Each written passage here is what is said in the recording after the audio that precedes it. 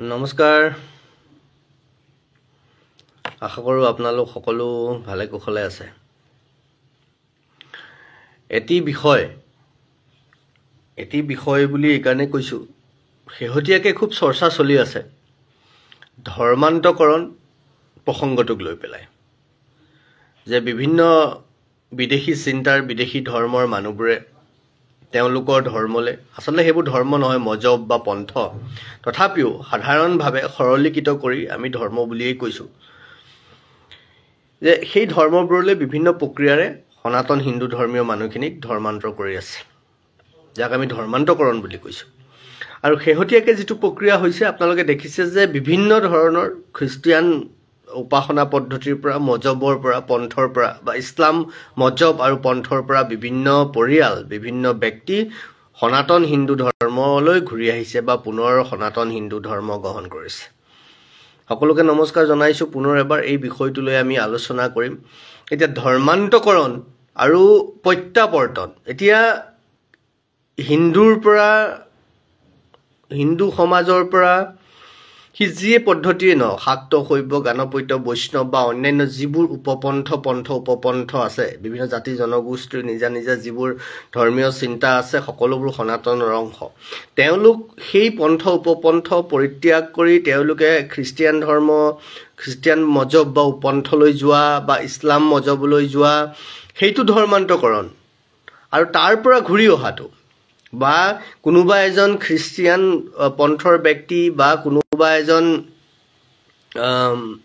ইছলাম পন্থৰ মজবৰ ব্যক্তি সনাতন ধৰ্ম গ্ৰহণ কৰাটো আৰু এই প্ৰক্ৰিয়াটো কি হ'ব ইউ ধৰ্মান্তকৰণ হ'ব নেকি এইটো এটা বিষয় এই কাৰণে কৈছো কাৰণ আজি দেখা পাইছো শেহতীয়াকৈ আজি কিছুদিনৰ পৰা ক্ৰমান্বয়ে যেতিয়া বিভিন্ন খ্ৰীষ্টিয়ান ধৰ্ম পন্থৰ পৰা খ্ৰীষ্টিয়ান মজবৰ পৰা বিভিন্ন ব্যক্তি সনাতন ধৰ্মলৈ আহিছে আজিও দেখিছো অসমৰ বিভিন্ন ঠাইত সেই ধৰণৰ পৰিৱেশ এটা হৈছে আজি কিছুদিনৰ আগত আমাৰ এই সতীৰ্থ বন্ধুসকলৰ তৎপৰতাত নেতৃত্বত শোণিতপুৰ জিলাৰ এগৰাকী ছোৱালী তেওঁ হিন্দু ধৰ্ম গ্ৰহণ কৰিছে এই গোটেই বিষয়টো আজি এই কাৰণে মই লাইভত আহি আপোনালোকৰ কথাখিনি ক'ব খুজিছো আজি গুৱাহাটী মহানগৰ জিলাৰ মানে কামৰূপ মেট্ৰৰ সোণাপুৰত এটি মুছলমান পৰিয়াল হিন্দু ধৰ্ম গ্ৰহণ কৰিছে আৰু তেওঁলোক ছোৱালীগৰাকী আগতে বড়ো আছিলে ছোৱালীজনী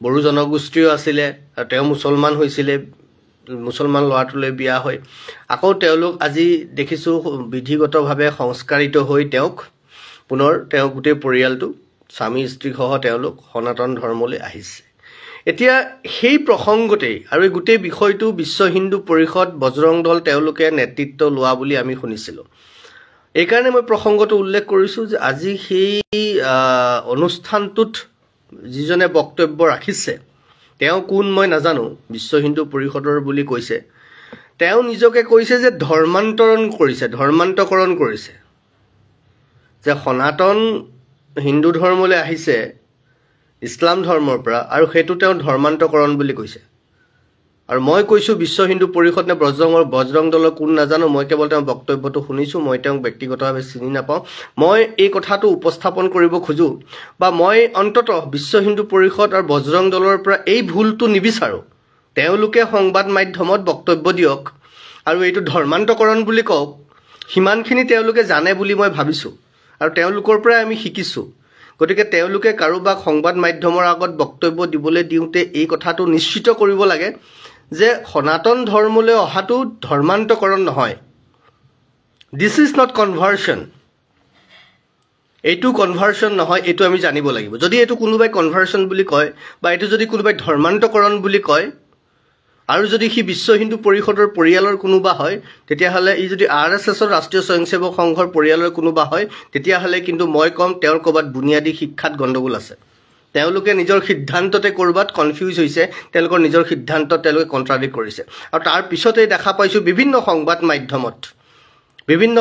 মাধ্যমত ৰিপাব্লিক এনিটো দেখিছো ধৰ্মান্তকৰণ বুলি কৈছে অন্যান্য বিভিন্ন সংবাদ মাধ্যমত দেখিছো ধৰ্মান্তকৰণ বুলি কোৱা হৈছে সেইকাৰণে মই আপোনালোকৰ আগত আহি এই কথাখিনি ক'বলগীয়া হ'ল ধৰ্মান্তকৰণ কি বস্তু আৰু হিন্দু ধৰ্মলৈ ঘূৰি অহাটো বা সনাতন ধৰ্মলৈ ঘূৰি অহাটো কি বস্তু বন্ধুবৰ ধৰ্মান্তকৰণ পৃথিৱীত হ'বই নোৱাৰে এটা কথা মনত ৰাখিব ধৰ্ম পৃথিৱীত একমাত্ৰ এক আমি এই বিষয়টো স্পষ্ট হোৱাটো দৰকাৰ আমি জানিব লাগিব ধৰ্ম মানে কি প্ৰথম ধৰ্ম কাহানিও সলনি হ'ব নোৱাৰে পৃথিৱীত কোনো ব্যক্তিৰ ধৰ্ম সলনি হ'ব নোৱাৰে হি মানুহৰে নহয় আমি ভাবিছো মানুহৰহে ধৰ্ম থাকে নাই হিন্দু মুছলমান জৈন খ্ৰীষ্টিয়ান বৌদ্ধ সেবোৰ আমি ধৰ্ম বুলি ভাবিছো এবোৰ ধৰ্ম নহয় পৃথিৱীত প্ৰত্যেক জীৱ জন্তু জড় পদাৰ্থৰ সমস্তখিনিৰে ধৰ্ম আছে আৰু সেয়াই ধৰ্ম যেনেকৈ জুইৰ ধৰ্ম জুইয়ে পুৰে জুইৰ ওচৰলৈ গ'লে গৰম লাগে পুৰি পেলাই সেয়া জুইৰ ধৰ্ম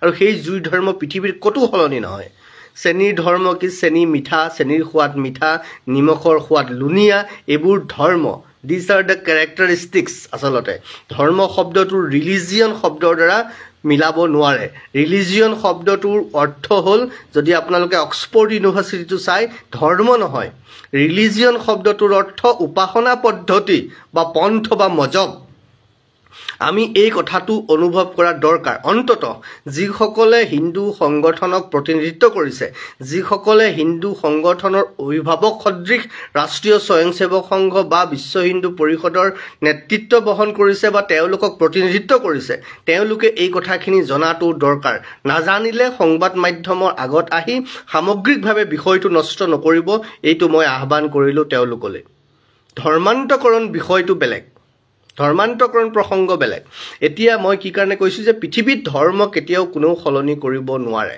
উপাসনা পদ্ধতিহে সলনি কৰিব পাৰে বা সংস্কাৰ সলনি হ'ব পাৰে একাৰণে কৈছো যে পৃথিৱীত এই যে ইছলাম খ্ৰীষ্টিয়ান এইবোৰ মজব বা পন্থ কেৱল যদি আছে সেয়া ধৰ্ম হ'ল সনাতন ধৰ্ম হি জীৱ মাত্ৰকে সকলোৰে এতিয়া পৰুৱা এটা জানে ইয়াত চেনি অকমান যদি পৰে মিঠাই অকমান যদি পৰে পৰুৱা এটা বহু দূৰৰ পৰা কেনেকৈ আহি যায় সেইখিনি জায়গাত পৰুৱা নাছিল ভাবেনে পৰুৱা ক'ৰ পৰা আহিলে পৰুৱা কেনেকৈ আছিলে পৰুৱা তাতেই সৃষ্টি হ'ল বুলি ভাবে নেকি গতিকে পৰুৱাটো তাত সৃষ্টি হোৱা নাই কিন্তু এই চেনি যে পৰিল বা মিচিৰি যে পৰিল গুড় যে পৰিল পৰুৱাটো আঁতৰৰ পৰা আহি সেইখিনিত গোট খালেহি মিঠা বস্তু কিবা পৰিল কাৰণ পৰুৱাই 100 150 200 মিটাৰৰ পৰা গোন্ধ পায় মিঠাৰ গোন্ধটো পায় পৰুৱাই গোন্ধটো পাব পাৰে আৰু সেই গোন্ধটো পাই সেই গোন্ধ বিচাৰি আহি হিহঁত সেই ঠাইটুকুৰা পায়হি সেইটো পৰুৱাৰ ধৰ্ম আৰু সেইটো পৃথিৱীৰ য'তে আছে পৰুৱা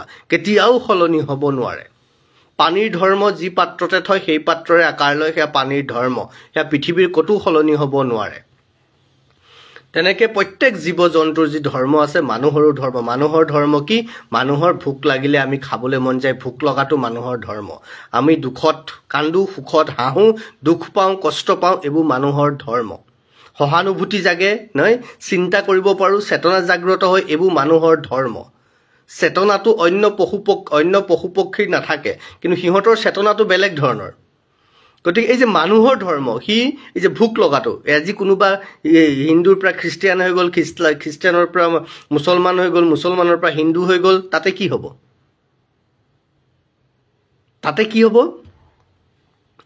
তেওঁলোকৰ ভোক নোহোৱা হৈ যাব নেকি কওকচোন তেওঁলোকৰ তেজৰ পৰা হিমোগ্লোবিন নোহোৱা হৈ যাব নেকি নাযায় সেইবোৰ ধৰ্ম যিবোৰ কেতিয়াও সলনি নহয় বাকি যি হৈছে সেইবোৰ পন্থৰ সলনি হৈছে সংস্কাৰৰ সলনি হৈছে তথাপিও আমি এই কথাটো কৈছো যে সৰলীকৃত কৰি আমি হিন্দু মুছলমান খ্ৰীষ্টিয়ানকে যেহেতু ধৰ্ম বুলি কৈছো গতিকে এইটো ধৰ্মান্তকৰণ যিটো প্ৰক্ৰিয়া সেইটোকে সেইকাৰণে কৈছো যে এটাৰ পৰা কাৰণ সাধাৰণভাৱে ধৰ্ম বুলি কোৱাৰ লগে লগে সেই কথাটোৱে আহে ধৰ্ম মানে হিন্দু মুছলমান জৈন খ্ৰীষ্টিয়ান এইবোৰে বুলি আমি বুজি পাওঁ সেইকাৰণে সাধাৰণতে আমি কি কৈছো ধৰ্মান্তকৰণ মানে হিন্দুৰ পৰা মুছলমান হোৱা মুছলমানৰ পৰা খ্ৰীষ্টিয়ান হোৱা খ্ৰীষ্টিয়ানৰ পৰা অন্যান্য কিবালৈ যোৱা সেইটো ধৰ্মান্তকৰণ বুলি আমি সচৰাচৰ যিটো ধৰি লৈছো সেইটোৱে বুজিছো এতিয়া কথা হ'ল আৰু এই ধৰ্মৰ ডেফিনেশ্যনবোৰ পাবলৈ আপোনালোকে বিবেকানন্দৰ গ্ৰন্থবোৰ পঢ়িব আমি যিখিনি কৈছো সেইখিনি স্পষ্ট কথা বুলি আপোনালোকে যদি নাভাবে তেতিয়াহ'লে আপুনি স্বামী বিবেকানন্দৰ কিতাপবোৰ পঢ়িব এতিয়া যদি স্বামী বিবেকানন্দৰ কথাও যদি ইয়াত কোনোবাই গ্ৰহণ নকৰে তেতিয়াহ'লে সেই তেনেকুৱা পণ্ডিতক মইতো বুজাব নোৱাৰো যি স্বামী বিবেকানন্দৰ প্ৰসংগও যদি কোনোবাই নস্বাত কৰিব খোজে এতিয়া কথা হ'ল আমি ধৰ্মান্তকৰণ বুলি কি কৈছো আমি সাধাৰণ সৰলীকৃত কথাটোলৈ আহো আলোচনাটো আগুৱাই নিবলৈ সৰলীকৃত ভাষাত ধৰ্মান্তকৰণ শব্দটোকে ব্যৱহাৰ কৰিছোঁ। সাধাৰণ ৰাইজে বুজি পোৱাকৈ ধৰ্ম বুলি কোৱা যিটো কয় তাকে আমি সেইধৰণে আলোচনাটো আগবঢ়াবলৈ চেষ্টা কৰিছোঁ। ধৰ্মান্তকৰণ মানে ধৰ্মৰ পৰা আন এটা ধৰ্মলৈ লৈ যোৱাটো, আৰু সকলোৱে সেইকাৰণে সনাতন ধৰ্মৰ লগত একাকাৰ কৰি লৈছে। কি একাকাৰ কৰি লৈছে? ইছলামে নিজৰ ধৰ্মটোক সনাতনৰ লগত কম্পেয়াৰ কৰে, তুলনা কৰে। খ্ৰীষ্টিয়ানসকলে কম্পেয়াৰ কৰে, তুলনা কৰে। বৌদ্ধসকলেও কৰে, জৈনসকলেও কৰে। কিন্তু সদায় মনত ৰাখিব, পৃথিৱীত একমাত্ৰ ধৰ্ম সনাতন, যিটো কেতিয়াও সলনি হ'ব নোৱাৰে। সনাতন ধৰ্মত কেৱল মানুহৰ হিচাপ নহয়। সনাতন ধৰ্মত কি হয়? গছ গছনি গ্ৰহ নক্ষত্ৰ সকলোৰে হিচাপ হয়, সকলোৰে তাত অংক হয়। বুজি পাইছেনে? অংক বুলি ক'লে ভুল হ'ব। সকলোৰে তাত সংখ্যা হিচাপে সকলো আছে, কেৱল মানুহেই নাই তাত। কেৱল ইছলামত কেৱল মানুহৰ কথা, তাকো মানুহৰ মাজতো ভাগ কৰিছে কাফেৰ আৰু মুমিন বুলি। যিসকলে ইছলাম ধৰ্ম গ্ৰহণ কৰিছে, ইমান আনিছে, তেওঁলোক মুমিন, তেওঁলোক তেওঁলোক জান্নাতগামী। আৰু যিসকলে ইমান অনা নাই, তেওঁলোক আকৌ কাফেৰ, তেওঁলোকক জিহাদ কৰিব লাগে, মাৰি পেলাব লাগে।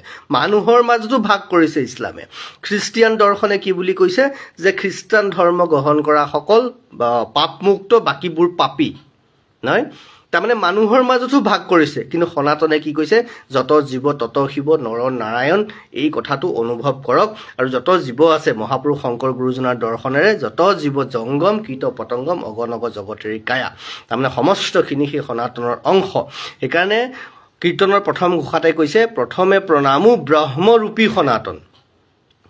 বুজি পাইছেনে? সৰ্ব অৱতাৰৰ কাৰণ নাৰায়ণ। যিমান অৱতাৰ আছে, আমি ভাবোঁ 10টা অৱতাৰ, 24টা অৱতাৰ, 50টা অৱতাৰ। আপুনিও ভগৱানৰ অংশ, আমিও ভগৱানৰ অংশ। চবেই পৃথিৱীত যত যিমান আছে চব ভগৱানৰ অংশ। তাৰমানে সনাতনৰ অংশ, সকলোকেই পৰম সত্য সনাতনৰ অংশ। সেইকাৰণে সনাতনলৈ যেতিয়া কোনোবা ঘূৰি আহে, সনাতনলৈ ঘূৰি আহে, সেইটো ধৰ্মান্তকৰণ নহয়। আমাৰ ধৰ্মৰ কাম কৰা মানুহসকলে জানিব লাগে, সেইটো প্ৰত্যাৱৰ্তন। মই লিখিছোঁ প্ৰত্যাৱৰ্তন, লিখি লওক বাক্যটো। পৈৰপ্য দন্তীয়া ত, তাত জিয়কাৰ আকাৰ, ৱাব্য ওপৰত ৰেপ, দন্তীয়া ত দন্তীয়া ন। প্ৰত্যাৱৰ্তন মানে পুনৰ ঘূৰি অহা। কলৈ ঘূৰি আহিছে? সনাতন ধৰ্মৰ মাজলৈ ঘূৰি আহিছে। বিভিন্ন পন্থ উপপন্থ মজবৰ পৰা নিজৰ অৰিজিন সত্তাটোৰ মাজলৈ ঘূৰি আহিছে সনাতন ধৰ্ম, প্ৰাকৃতিক ধৰ্ম। এতিয়া যদি কয়, তেতিয়াহ'লে হিন্দু সমাজৰ পন্থ উপপন্থবোৰ কি? হিন্দু সমাজত সনাতন ধৰ্মৰ পন্থ উপপন্থবোৰ হ'ব শাক্ত, শৈৱ, গাণপত্য, বৈষ্ণৱ। আপুনি যদি ক'ৰবাত কেতিয়াবা কম্পেয়াৰ কৰিব লগা হয়, তেতিয়াহ'লে আপুনি কি ক'ব? শাক্ত, শৈৱ, গাণপত্য, বৈষ্ণৱ, ইছলাম, খ্ৰীষ্টিয়ান, জৈন, বুদ্ধিষ্ট, এনেকৈ আপুনি ক'ব পাৰে। এইবোৰ পন্থ। কিন্তু সামগ্ৰিকভাৱে সকলোৰে কি হ'ব? সকলোৰে ধৰ্ম হ'ল সনাতন ধৰ্ম, যিটো শাশ্বত, কেতিয়াও হ'ব নোৱাৰে। কিন্তু যিসকল খ্ৰীষ্টিয়ান ধৰ্ম এৰি কৈছোঁ নহয়, সৰলীকৃত কৰি যিহেতু আমি কৈছোঁ ধৰ্মান্তকৰণ, গতিকে সনাতনলৈ ঘূৰি অহাটো ধৰ্মান্তকৰণ নহয়, ই হ'ল প্ৰত্যাৱৰ্তন, পুনৰ ঘূৰি অহা। ক'লে ঘূৰি অহা? নিজৰ সত্তাৰ মাজলৈ, প্ৰকৃতিৰ সত্তাৰ মাজলৈ, প্ৰাকৃতিক দৰ্শনৰ মাজলৈ, নিজৰ চিন্তাৰ মাজলৈ প্ৰত্যাৱৰ্তন কৰা। ইয়াত আৰু এটা কথা আছে, কিয়নো আজি ভাৰতবৰ্ষত, অসমত যিমান খ্ৰীষ্টিয়ান মানুহ আছে, আজি অসমত যিমান খ্ৰীষ্টিয়ান মানুহ আছে, তাত 99.99% সনাতনৰ পৰা হোৱা। 99.99% মুছলমান সনাতনৰ পৰা ধৰ্মান্তৰিত হৈছে। যিটো ধৰ্মান্তকৰণ শব্দটো আমি যিহেতু সহজভাৱে উপলব্ধি কৰিব পাৰোঁ।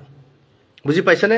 ইয়াত যিমান আছে, তাৰ 14 পুৰুষৰ আগতো যদি হৈছে, মোগলসকল অহাৰ সময়ৰ পৰাই বেছিকৈ হৈছে।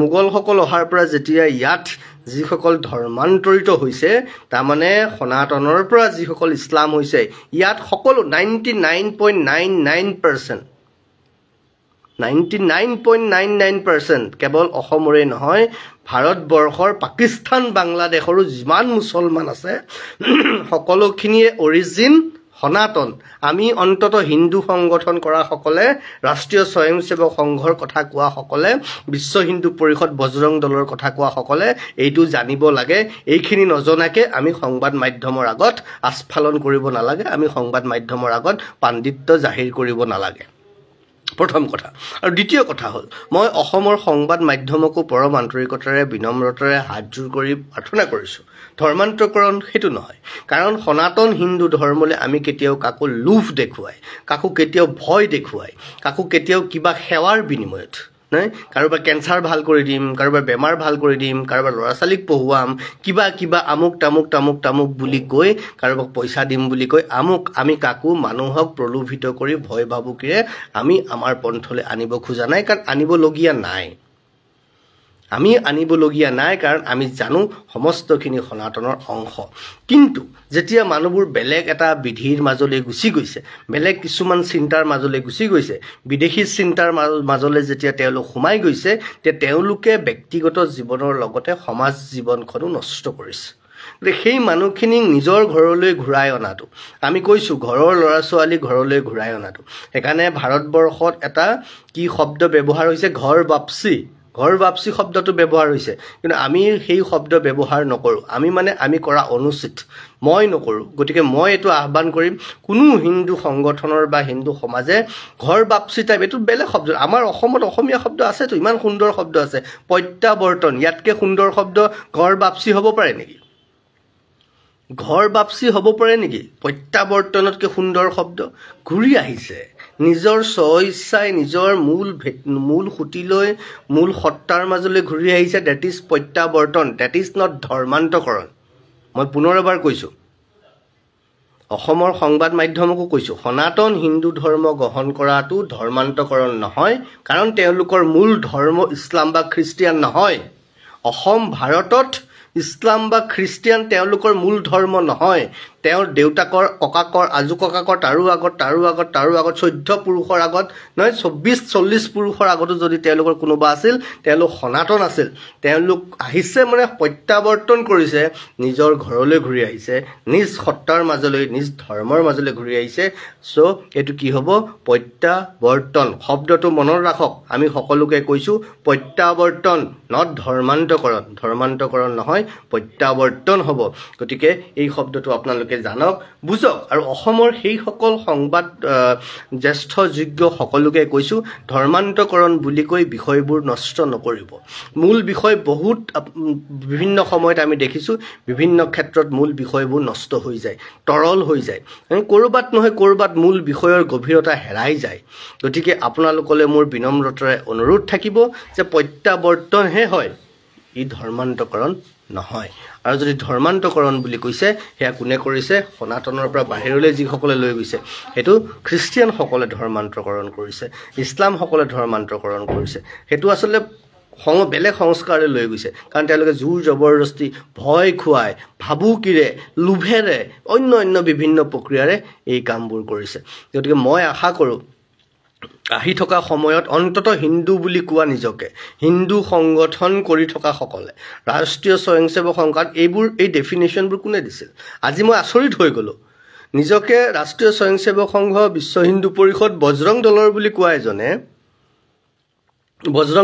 কোৱা এজনে ধৰ্মান্তকৰণ শব্দটো ব্যৱহাৰ কৰিছে তেওঁৰ অকাল পক্কতা দেখি মই নিজে শ্বকড হৈ গ'লো এয়া শিক্ষা নেকি এনেকৈ প্ৰস্তুত কৰা হৈছে নেকি তাৰমানে সেই বৰমূৰীয়াসকল এতিয়াও কনফিউজ নেকি তেওঁলোক নিজে আচলতে ক'ৰবাত মানে যি হৈছে হৈ থাক আৰু আমি কাম কৰিব লাগে কাম কৰিলেই হ'ব নেকি আগগুৰি নজনাকৈ কথা ক'লেই হ'ব নেকি প্ৰকৃত শব্দৰ অৰ্থ যদি আমি অনুভৱ কৰিব নোৱাৰোঁ তে শব্দৰ প্ৰয়োজন কি আছে শব্দ ব্ৰহ্ম বুলি আমি কিয় কৈছোঁ এটা সাধাৰণ শব্দ ধৰ্মান্তকৰণ প্ৰত্যাৱৰ্তন যে কিমান সাংঘাতিক ভাবিছে দুটা শব্দৰ আপুনি তাত্ত্বিকতা যদি আপুনি বিচাৰিবলৈ যায় কিমান গভীৰ কিমান সাংঘাতিক নজনাকৈ যিকোনো মানুহৰ কথা ক'বলৈ দিব আপোনালোকে গতিকে বিষয়বোৰ আপোনালোকে চাব ইমান সহজ কথাটো নহয় কোনোবা এজন আহিছে তো কিয় আহিব ঘূৰি আপুনিও যদি ইছলাম আৰু খ্ৰীষ্টিয়ানে কৰা নিচিনাকৈ যদি আপোনালোকেও ধৰ্মান্তকৰণ কৰিবলৈ আৰম্ভ কৰি দিয়ে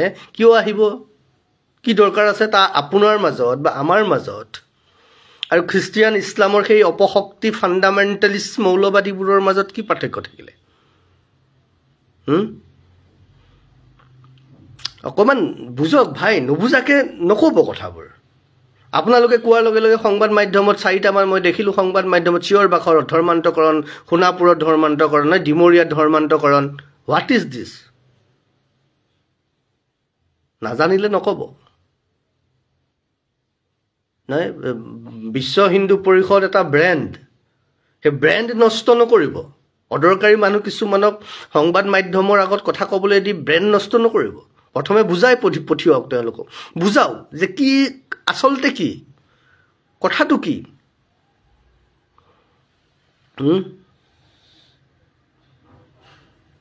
গতিকে কথাবোৰ ভাবক, বুজক। যিসকলে অন্য বিভিন্ন পন্থ উপপন্থ এৰি, বিশেষকৈ বিদেশী চিন্তা এৰি খ্ৰীষ্টিয়ান আৰু ইছলাম চিন্তা বা ধৰ্ম এৰি আহিছে, তেওঁলোকৰ প্ৰত্যাৱৰ্তন হৈছে, তেওঁলোকৰ ধৰ্মান্তকৰণ হোৱা নাই। কাৰণ তেওঁলোকৰ ধৰ্ম, নিজ ধৰ্মলৈ তেওঁলোকৰ বংশৰ যিটো তেওঁলোকৰ পুৰণা ভেটি আছিল, তেওঁলোকৰ যি DNA আছিলে, তেওঁলোকৰ যি মূল খুঁটি আছিলে, নহয়, তালৈ ঘূৰি আহিছে, মূল খুঁটিলৈ ঘূৰি আহিছে। তেওঁলোক ঘৰলৈ ঘূৰি আহিছে। সেইটো অনুভৱ কৰক আপোনালোকে, সেইবোৰ বুজক। নজনাকৈ চিঞৰ বাখৰ নকৰিলে ভাল। এতিয়া কওকচোন কিবা। যুগল কিশোৰ বৰাই লিখিছে, কোৱা হয় ভিতৰুৱা ঠাইত ধৰ্মান্তৰিত হৈছে, কিন্তু যোৰাবাটৰ কাষতে গীৰ্জাঘৰ ইত্যাদিৰ লগতে এই সমস্যা দেখিছোঁ, ইয়াৰ বাবে জৰুৰীয়াকৈ।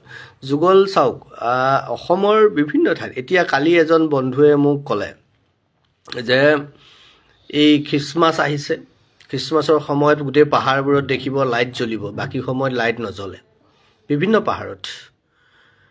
গতিকে তাৰ মানে কি, লাইট জ্বলিব মানে কি প্ৰসংগত কৈছে? খ্ৰীষ্টমাছ আহিছে লাইট জ্বলাব তেওঁলোকে, মানে গীৰ্জাঘৰ হৈছে বিভিন্ন ঠাইত। কাৰ কাৰণে হৈছে? কিয় হৈছে? আজি সেইদিনা মানুহবোৰে, এতিয়া আমাৰ মানুহবোৰক লোভ দেখুৱাইছে, আমাৰ মানুহবোৰক ভয় খুৱাইছে, আমাৰ মানুহবোৰে বেমাৰ ভাল কৰি দিম বুলি কৈছে। সেইদিনা পলাশবাৰীত, মানে গুৱাহাটীৰ ওচৰত দক্ষিণ কামৰূপ মিৰ্জা পলাশবাৰী বিধানসভা সমষ্টিৰ বৰদুৱাৰত আমি গৈ আহিলোঁ। তেওঁলোকক বিভিন্ন ধৰণে প্ৰলোভিত কৰা হৈছে। এগৰাকী মহিলাইতো আমাৰ ওচৰত পিছত ভৰিত ধৰি হুকাই কান্দি দিছে, যে মই দিম আপোনাক ভিডিঅ'টো, আপোনালোকে চাব, মই ভিডিঅ'বোৰ দিয়া নাই, যে কান্দি দিছে কি ধৰণে তেওঁলোকক ভয় খুওৱা হৈছে, কি ধৰণে তেওঁলোকক লোভ দেখুওৱা হৈছে, কি ধৰণে তেওঁলোকক বাধ্য কৰোৱা হৈছিলে বিভিন্ন কাম কৰিবলৈ। নহয়, এইটো প্ৰক্ৰিয়া হৈছে। এই প্ৰক্ৰিয়াটো আজিৰ নহয়, আৰু দুখ আমাৰো আছে। আজি মাজুলীৰ প্ৰসংগত বিভিন্নজনে কয় মাজুলীত 60টা 62টা গীৰ্জাঘৰ কেনেকৈ হৈ গ'ল। দুখ কাৰ? দুখ আমাৰ। দুখ সেই মাজুলীত থকা সেই মহাপুৰুষীয়া সেই ব্যক্তিসকলৰ, যিসকলে মহাপুৰুষীয়া চিন্তা, সত্ৰীয়া চিন্তা বুলি ক'লে, যিসকলে নিজকে সনাতন হিন্দু সত্তা বুলি ক'লে, বৈষ্ণৱ বুলি ক'লে, যিয়ে নক'লে, তেওঁলোকে সেই মানুহখিনিক আঁকোৱালি নল'লে।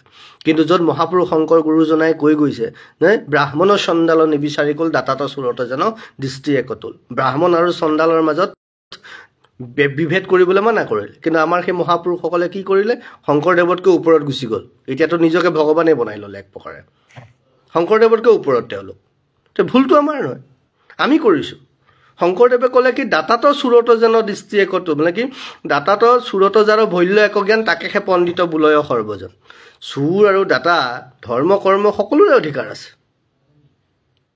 মহাপুৰুষ মাধৱ গুৰুজনাই নাম ঘোষাত কৈছে যে স্ত্ৰী শুদ্ধ বৈশ্য সকলোৰে অধিকাৰ আছে হৰিনামত, সকলোৱে ল'ব পাৰে। নহয়, কিন্তু আমি নুবুজিলোঁ। আমি নুবুজাৰ কাৰণে আমি ভাবিলোঁ নে আমাৰ মতেই কৰিব লাগিব। কিয় কৰিব আমাৰ মতে? সনাতনে কি কৈছে? সনাতনে স্বাধীনতা দিছে। পৃথিৱীৰ ভিতৰত ক'ৰবাত যদি গণতন্ত্ৰৰ অধিকাৰ আছে, সেয়া সনাতনত আছে। সনাতনে যি মন যায় কৈছে নহয়, যত মত তত পথ। কোনে কৈছে? ৰামকৃষ্ণ পৰমহংসই পৰৱৰ্তী সময়ত কৈ গৈছে, যত মত তত পথ, সেয়াই সনাতন সিদ্ধান্ত। তুমি যি ভাবিছা তাকেই কৰা। তুমি যদি একো বিশ্বাস নকৰা, ঈশ্বৰৰ অস্তিত্বও যদি তুমি বিশ্বাস নকৰা, তুমি নাস্তিক হোৱা, তাৰপিছতো তুমি সনাতন। কাৰণ সনাতন সত্তাই সকলো দৰ্শন, সকলো কথাই গ্ৰহণ কৰি লৈছে। মাথো কিছুমান নীতি নিয়ম মানি তুমি চলিব লাগিব। কিন্তু আমি কি ক'লোঁ? নহয়, মই ভাবিছোঁ গীতাখনেই সৰ্বশ্ৰেষ্ঠ, গতিকে গীতা পঢ়া কেইটাহে কি হ'ব? সনাতন হ'ব, হিন্দু হ'ব, বাকী কেইটা নহ'ব। কিয় নহ'ব? দনি পলো সনাতনৰ অংশ, বুঢ়াই বাথৌ পূজা কৰা সনাতনৰ অংশ, না বলিয়া বাবা দেউৰীসকলৰ সনাতনৰ অংশ, কালী গোসানী সনাতনৰ অংশ, কেঁচাই খাইটি সনাতনৰ অংশ। আমি কি জানিলোঁ?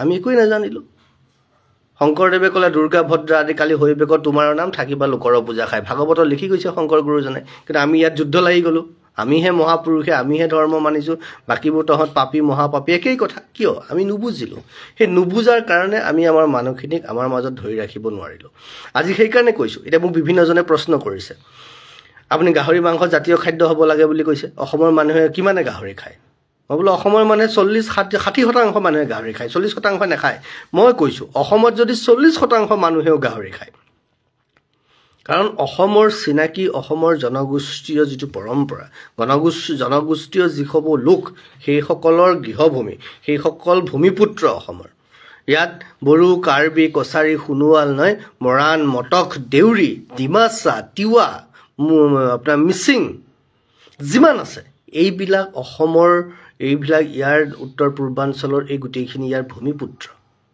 তেওঁলোকৰ যিটো খাদ্য সেইটো জাতীয় খাদ্য হ'ব লাগে আজি হিন্দী ভাষা ৰাষ্ট্ৰীয় ভাষা কোনোবাই মানক চাহে না মানক কিমান পাৰ্চেণ্ট মানুহে কয় সাউথততো হিন্দী নকয় জানিলেও নকয় তাৰপিছতো হিন্দী ৰাষ্ট্ৰীয় ভাষা কিয় অসমত অসমীয়া ভাষা আজি তাৰিখত অফিচিয়েলি যদি চাই 40-50% মানুহে অসমীয়া ভাষা মাতৃভাষা বুলি লিখে বাকীখিনিয়ে নিলিখে তাৰপিছতো অসমত অসমীয়া ভাষা ৰাজ্যিক ভাষা জাতীয় ভাষা কিয় লাগে এনেকুৱা কথা নাই যে কোনোবাই স্বীকাৰ কৰিব লাগিব কিন্তু সেই জনগোষ্ঠীয় মানুহখিনিক যিটো অসমৰ স্বকীয়তা সেই স্বকীয়তাক বাদ দি সনাতন সম্পূৰ্ণ হ'ব নোৱাৰে সনাতনে কেতিয়াও এটা জাতিক বা এটা জনগোষ্ঠীক এটা পন্থক বা উপপন্থক কেতিয়াও নস্যাৎ কৰা নাই আমি সেইটো নস্যাৎ কৰিলোঁ আমি সনাতনৰ সৌন্দৰ্য নুবুজিলোঁ আমি সনাতনৰ তত্ত্ব উপলব্ধি কৰিব নোৱাৰিলোঁ সেইকাৰণে আমাৰ আজি তথৈবচ অৱস্থা হৈছে য'তে ত'তে গীৰ্জা দেখিছে য'তে ত'তে মাদ্ৰাছা দেখিছে য'তে ত'তে মছজিদ দেখিছে হয়নে আৰু আমাৰ মাজত এইটো আমি সৃষ্টি কৰা শংকৰ গুৰুৱে কৈ যোৱা নাই কিন্তু চাবচোন আপুনি বৰদোৱাতেই চাব নাথৰ নামঘৰ বেলেগ কলিতাৰ নামঘৰ বেলেগ নহয় কৈবৰ্ত মানুহৰ নামঘৰ বেলেগ আকৌ গোস্বামীৰ নামঘৰ বেলেগ বৰদোৱাত য'ত শংকৰদেৱৰ জন্ম হৈছে ক'লে লাজ পাব এতিয়া মইতো ক'ব লাগিব কথাটো তাতেই কিয় শংকৰদেৱে ক'লে কি আমি কৰিলোঁ কি এইটো কোনে কৰিলে এতিয়া ক'ব মই কোন সেইকেইজন মানুহ শংকৰদেৱে এইটো কোৱা নাছিলে নাথৰ নামঘৰত কলিতা নাযাব বুলি শংকৰদেৱে কৈছিল নেকি য'ত শংকৰদেৱে কৈ গ'ল কি ব্ৰাহ্মণ আৰু চণ্ডাল নিবিচাৰি গ'ল দাতাত চুৰতে জন দৃষ্টি একতুল য'ত ব্ৰাহ্মণ আৰু চণ্ডাল দুটা সম্পূৰ্ণ পৃথক জনজীৱন দুইজনৰে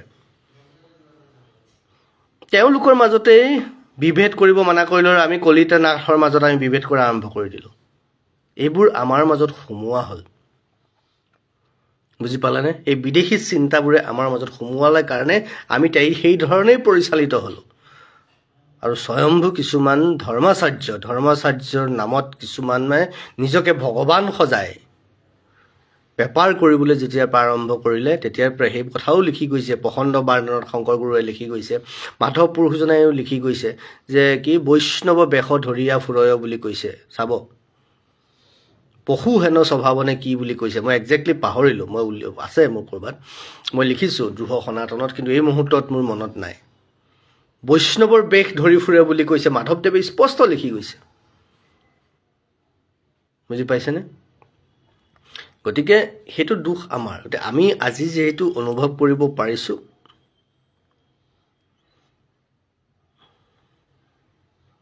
গতিকে সেই কথাটো অনুভৱ কৰিলে আমি ভাল whereas father and mother of Muhammad was not Muslim, then how others can be Muslim?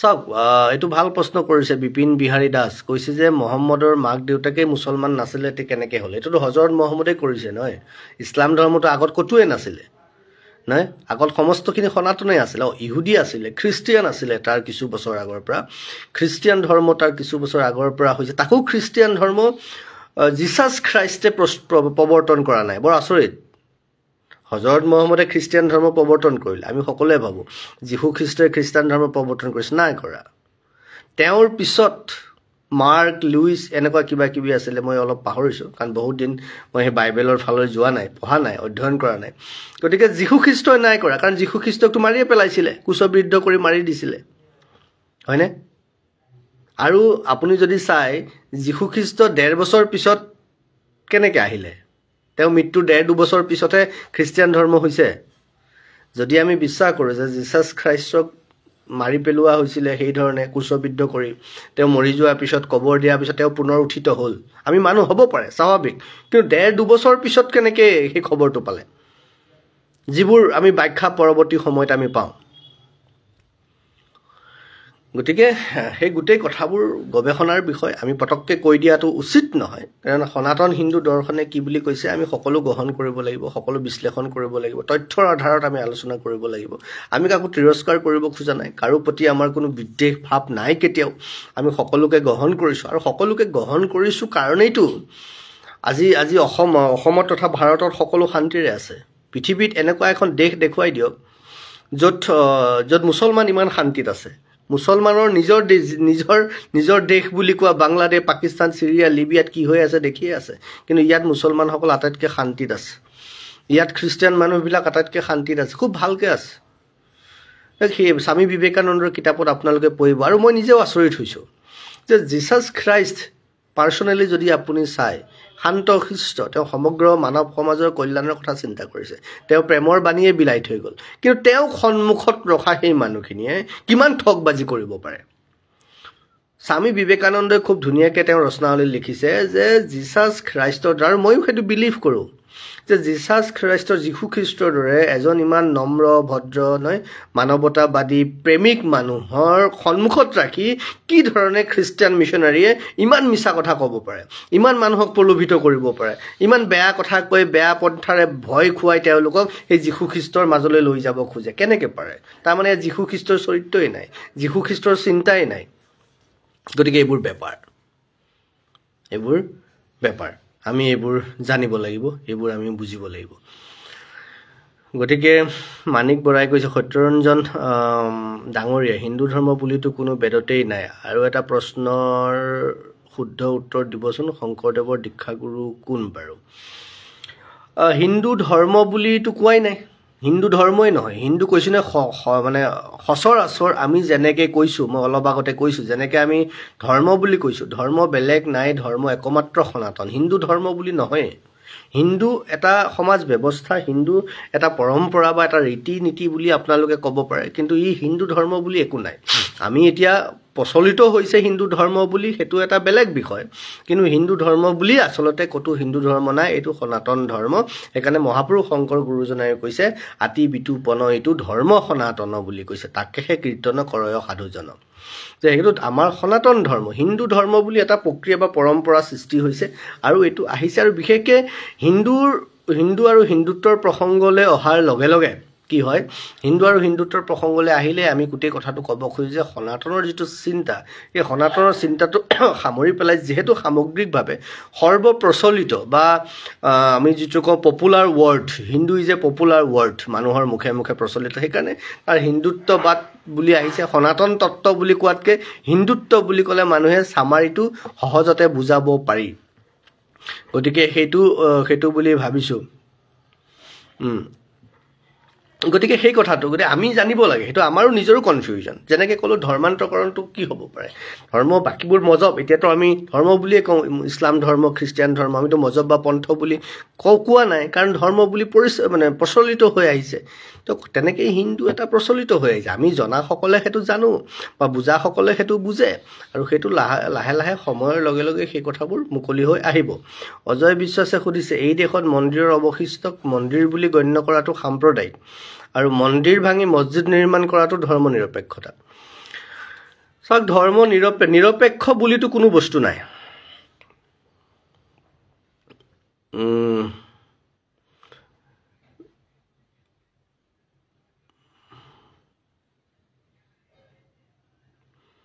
ধৰ্ম নিৰপেক্ষতা বুলি কোনো বস্তু আৰু নিৰপেক্ষ হ'বই নোৱাৰে নিৰপেক্ষ কোন হয় হয় আপুনি ভাল হ'ব লাগিব নহয় বেয়া হ'ব লাগিব হয় আপুনি পানীত থাকিব লাগিব নহ'লে পাৰত থাকিব লাগিব নহয় হয় ধৰ্ম নহয় অধৰ্ম নিৰপেক্ষ কি আৰু ধৰ্ম নিৰপেক্ষ কেনেকৈ হ'ব পাৰে ধৰ্ম নিৰপেক্ষ হ'বই নোৱাৰে এই ধৰ্ম নিৰপেক্ষ শব্দটো যিসকলে ব্যৱহাৰ কৰিছে তেওঁলোকেই ধৰ্ম নিৰপেক্ষ নহয় আজি মই আপোনালোকক কৈছোঁ চাব যিসকলে ধৰ্ম নিৰপেক্ষতাৰ কথা কয় প্ৰথম কোনে ধৰ্ম নিৰপেক্ষতাৰ কথা কয় মুছলমানসকলে তেওঁলোকৰ মুখত চাব ভাতৃত্ববোধ ধৰ্মনিৰপেক্ষতাৰ কথা কিন্তু তেওঁলোকে আটাইতকৈ বেছি ধৰ্মীয়ভাৱে ফাণ্ডামেণ্টেলিষ্ট মৌলবাদী চিন্তা তেওঁলোকৰ সৰু উদাহৰণ এটা যদি দিওঁ আপোনাৰ হয়তো মুছলমান বন্ধু আছে থকাটো উচিত আমাৰো আছে কিন্তু কথাটো হ'ল আপুনি মুছলমানৰ ঘৰত গ'লে কি বনাইছে মাংস কিহৰ মাংস আপুনি নুসুধে সাধাৰণতে এয়া হিন্দু মানুহৰ উদাৰতা হিন্দু মানুহৰ গ্ৰহণ কৰিব পৰা ব্যৱস্থা কিন্তু মুছলমান এজনক যদি আপোনাৰ ঘৰলৈ মাতে তেওঁ সুধিব আটাইতকৈ কি মাংস হয়তো বাদেই দিয়ক তেওঁ সুধিব যে হালাল কৰি আনিছে নে নাই আনা যদি আপুনি হালাল কৰি অনা নাই আপোনাৰ যিমান আন্তৰিকতাপূৰ্ণ বন্ধু নহওক আপুনি যিমান একেলগে থাকক খাওক যিয়ে নকৰক তেওঁ কিন্তু আপোনাৰ ঘৰত সেই মাংস নেখায় দে R so much of communal তেওঁলোক সেই মাত্ৰালৈকে তেওঁলোক ধৰ্ম সাপেক্ষ তেওঁলোক ধৰ্মনিৰপেক্ষ নহয় তেওঁলোকে সকলো ধৰ্মকে সমান বুলি নাভাবে কাৰণ তেওঁলোকে নিজকে মুছলমান বুলি পৰিচয় দিয়ে সৈয়দ আব্দুল মালিকৰ দৰে এজন ব্যক্তিয়ে যাক আমি আটাইতকৈ বেছি নিউট্ৰেল বুলি ভাবোঁ তেওঁ যেতিয়া নিজকে মই বিশ্ব মুছলমান বুলি পৰিচয় কৰাব খোজে বা পৰিচয় দি থৈ গৈছে তেওঁ লিখি থৈ গৈছে তাতকৈ বেছি তেওঁই যেতিয়া ধৰ্মনিৰপেক্ষ হ'ব পৰা নাই তেতিয়াহ'লে ধৰ্মনিৰপেক্ষ কেৱল তেওঁলোকৰ এখন মুখাবৰণ তেওঁলোকে আমাক দেখুৱাবলৈ ৰাইজক দেখুৱাবলৈ সুবিধা ল'বলৈ এইবোৰ ব্যৱহাৰ কৰিছে ইছলাম ধৰ্মই নহ'লে তেওঁলোকক ধৰ্মীয় শিক্ষা দিবলৈ মাদ্ৰাছা কিয় লাগে ঠায়ে ঠায়ে জিলাই খ্ৰীষ্টিয়ানসকলতো আৰু নহ'লে ৰাজহুৱা শিক্ষা অনুষ্ঠানত নহয় এই যিমানবোৰ ডন বস্কো যিবোৰ স্কুল আছে সেইবোৰ কি ধৰ্মীয় অনুষ্ঠান নেকি তাত কেৱল খ্ৰীষ্টিয়ান ল'ৰা ছোৱালীয়ে পঢ়ায় নেকি these are all public schools তো পাব্লিক স্কুলছত গীৰ্জা কিয় লাগে ধৰ্মীয় শিক্ষা অনুষ্ঠানটো কিয় লাগে একেটা কেম্পাছৰ ভিতৰত হোৱাই গীৰ্জা নহয় আমি কৈছোঁ আকৌ ক'ম এতিয়াতো আজি কিছুদিনৰ পিছৰ পৰা খ্ৰীষ্টমাছ পালন কৰিব আমি চাম কোন খ্ৰীষ্টিয়ান মিছনেৰী স্কুলে কি কৰে এইটো কি পালন কৰিব খ্ৰীষ্টমাছ পালন কৰে আমি চাম কাৰণ তেওঁলোকে পৰৱৰ্তী সময়ত সৰস্বতী পূজা পালন কৰে নে নকৰে কাৰণ সৰস্বতী পূজা ধৰ্মীয় বিষয়বস্তু নহয় ই ভাৰতীয় দৰ্শনৰ বিষয়বস্তু আৰু এখন ভাৰত গতিকে ভাৰতত ভাৰতীয় দৰ্শনৰ প্ৰচাৰ হ'ব লাগিব আৰু খ্ৰীষ্টমাছটো ভাৰতীয় দৰ্শনৰ বিষয় নহয় আৰু খ্ৰীষ্টমাছটো is not a cultural affairs of this state নহয় খ্ৰীষ্টমাছটো এটা কি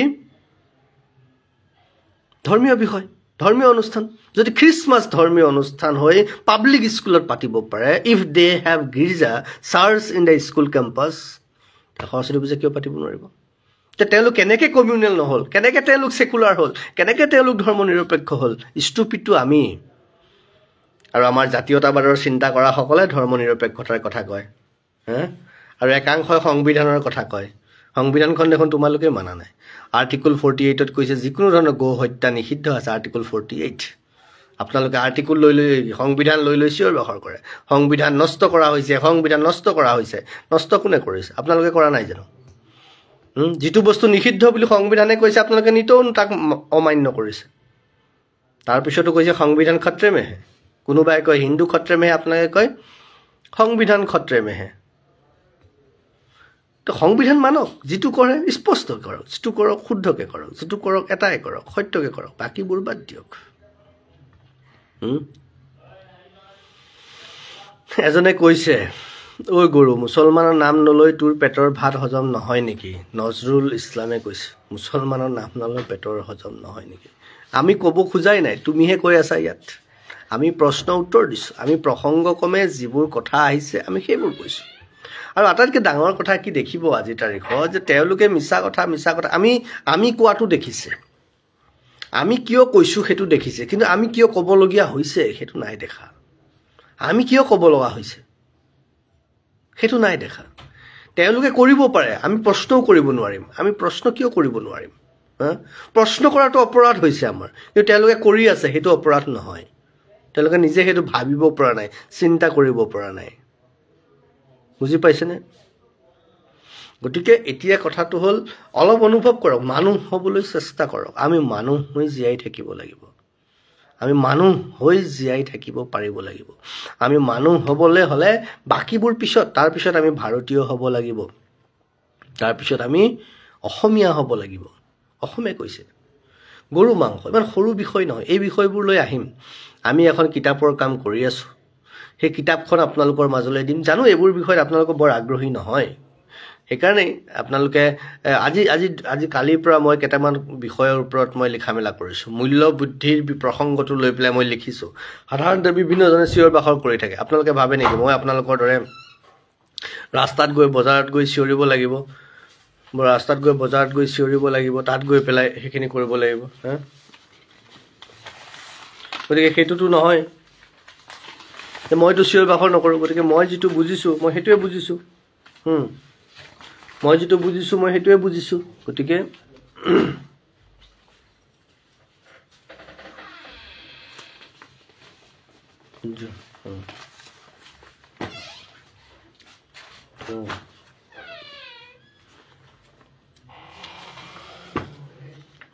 এইখন কিতাপৰ কাম কৰি আছোঁ। এখন আপোনালোকক এইখন চাওক, দেখাই দিছোঁ নহয়। এইখন কিতাপৰ কাম হৈ আছে, এইবোৰ চলি আছে। এই বিষয়বোৰত আহিব, আমি যিমান পাৰোঁ সিমানখিনি আপোনালোকৰ দি থৈ যাবলৈ চেষ্টা কৰিম, নহয় জানো? হ'ব, বাকী আৰু কি আছে কওকচোন? এৰো আপুনি মই আমিবোৰ ধৰ্মৰ শব্দটো ক'লে কিছুমানৰ কিয় জ্বলে?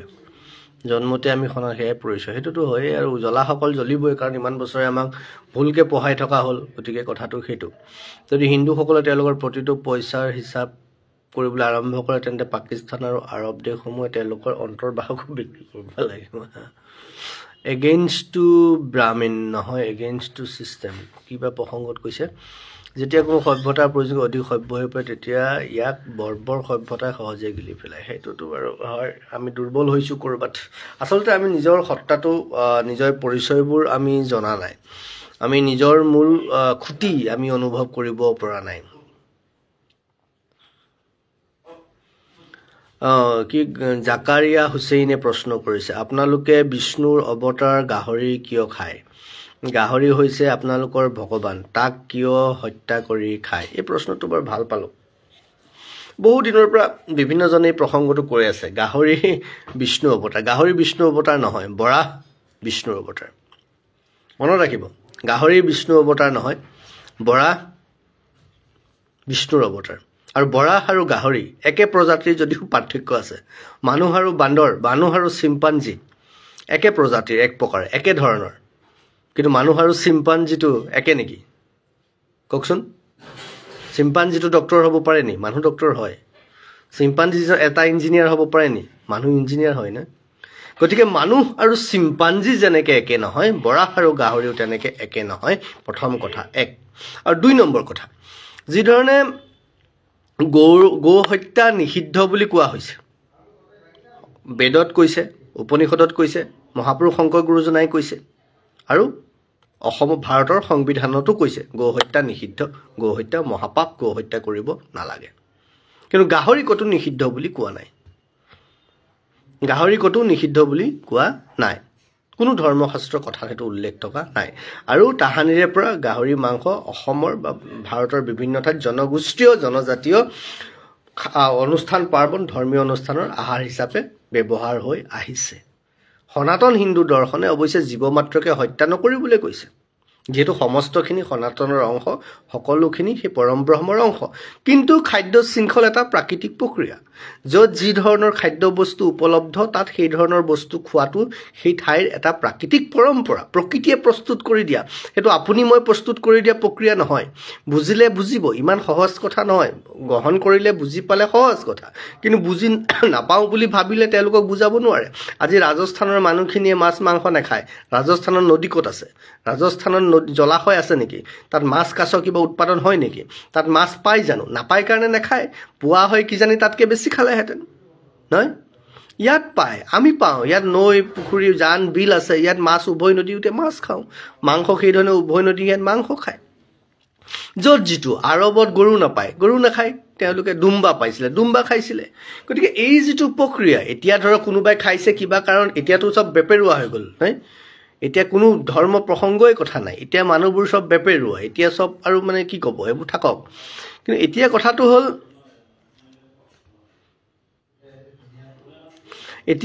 হ'ল যে কোনোবাই যিটো জনগোষ্ঠীয় পৰম্পৰামতে যিটো গ্ৰহণ কৰি আহিছে সেইটো কৰিব। যদিও সনাতনে কৈছে আমি পাৰিলে নিৰামিষ আহাৰ, নিৰামিষ ভোজী হ'ব লাগে, সেই ধৰণৰ প্ৰসংগ আছে কিন্তু সেই প্ৰসংগটো কৰিবলৈ গৈ গৈ আমি যদি নিজৰ কেৱল সেইটো সকলোৰে কাৰণে নহয়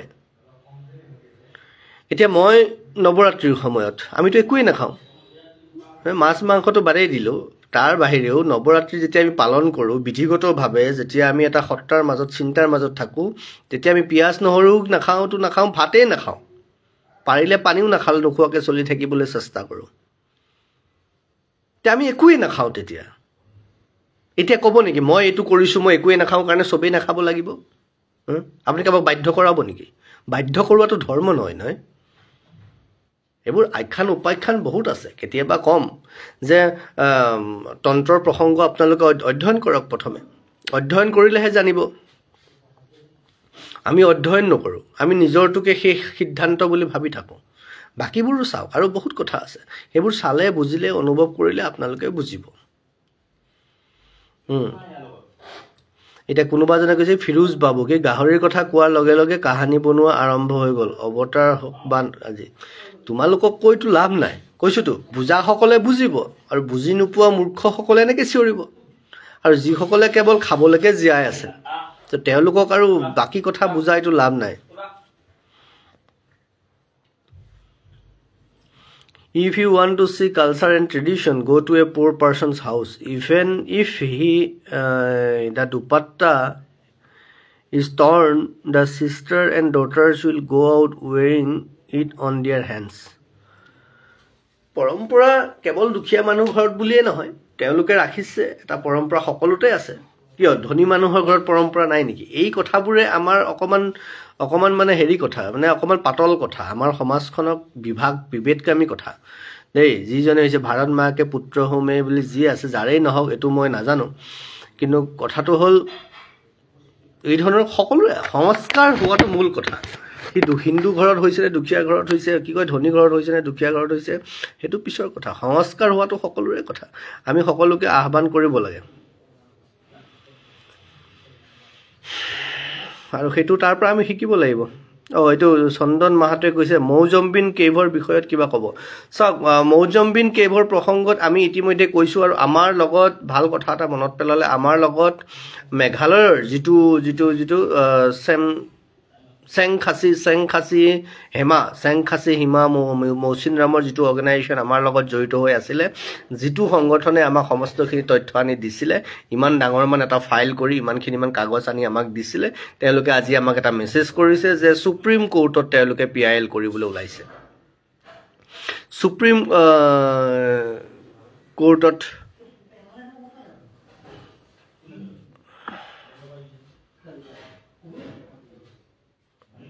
সুপ্ৰিম কোৰ্টত এটা কি PIL কৰিব ওলাইছে তেওঁলোকে গতিকে বিষয়টো তেনেকুৱা হৈ আছে বাকী আটাইতকৈ ডাঙৰ কথাটো হ'ল মই কওঁ মৌজম্বিন কেভত যিটো শিৱলিংগ পূজাৰ প্ৰসংগটোত আজি ইমান দিনে কোনো সমস্যা হোৱা নাছিলে কিয়নো শেহতীয়াকৈ সমস্যাটো হৈছে কাৰণ প্ৰথম কথা তাত কেথলিক খ্ৰীষ্টিয়ান মিছনেৰীৰ মানুহখিনিৰ প্ৰব্লেম হৈছে আৰু আটাইতকৈ গুৰুত্বপূৰ্ণ ডাঙৰ কথাটো হ'ল তাত আচলতে শিৱলিংগ কেন্দ্ৰিক নহয় বিবাদটো মৌজম্বিন কেভত শিৱলিংগ কেন্দ্ৰিক বিবাদটো নহয় বিবাদটো হ'ল সেই পাহাৰখন খান্দিব লাগে ৰিজন ইজ দ্য মাইনিং তাত বোলে গ্ৰেনাইট আছে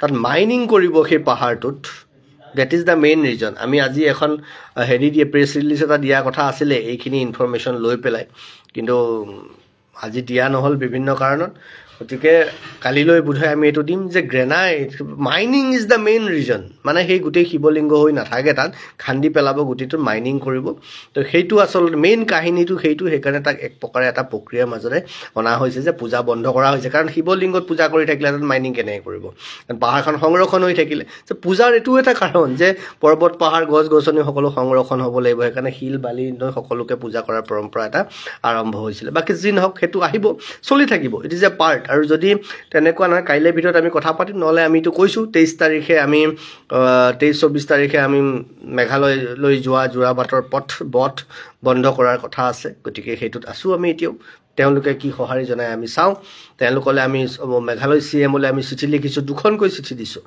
ইষ্ট খাচী হিলৰ DCলৈ লিখিছোঁ লগতে কপি আমি অসমৰ মুখ্যমন্ত্ৰীলৈকো দিছোঁ চাওঁ কি কৰে আমি একো অন্য ধৰণে যাব খোজা নাই কিন্তু আমি বিষয়টো আগবঢ়াব লাগিব, যিটো আমাৰ সাংবিধানিক দায়িত্ব আছে।